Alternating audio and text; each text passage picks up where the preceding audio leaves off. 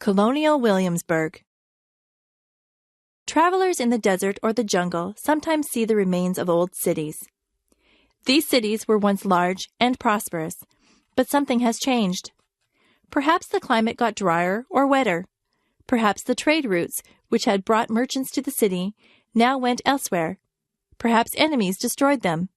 Or perhaps disease or famine drove the people away. Other cities, which were once important, have become less so in time.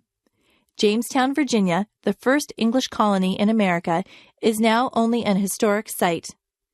It began as the capital of Virginia, but when fire destroyed the government buildings in 1699, the capital was moved to nearby Williamsburg. Williamsburg was an important town for many years. The British governors lived there, and 2 of them worked on the plans for the town and its buildings. The College of William and Mary was established there in the 1690s, the second oldest college in America.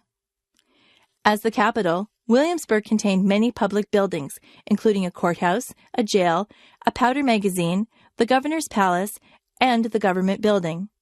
Of course, there were many private houses as well. From 1699 until 1780, Williamsburg was the capital of Virginia. Many people came there for government and legal business.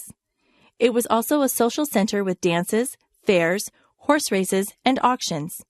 The governor and his wife provided expensive dinners and entertainment for their guests. Most of the important people in Virginia owned tobacco plantations.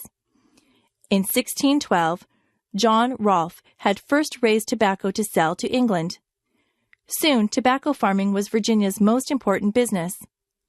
Most planters were able to build large houses and buy slaves to do their work.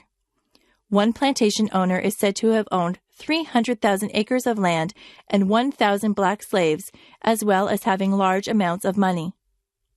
The planters were the leaders of this colonial society, and they resented British interference in their local government. When England imposed taxes on the American colonists in 1765, it was a Virginian, Patrick Henry, who spoke against them. His words, "Give me liberty or give me death," helped to inspire the American Revolution. As complaints about British rule increased, it was Virginians who led the rebels. George Washington became commander of the Revolutionary Army, and Thomas Jefferson drafted the Declaration of Independence in 1776.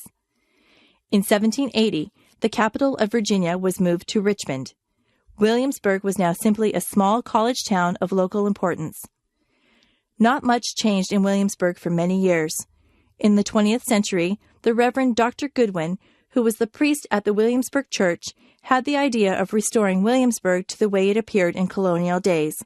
Goodwin approached John D. Rockefeller, Jr. with his idea, and Rockefeller agreed to finance this project. Beginning in 1926, the old buildings of Williamsburg were restored to their original form. First were the college buildings, then the Raleigh Tavern, the government building, the governor's palace, and so on. Buildings that had been destroyed over time were reconstructed from plans and descriptions. Soon the restored buildings were open to the public. Guides, dressed in 18th century costumes, show visitors through the buildings and gardens. Visitors can also travel to nearby tobacco plantations.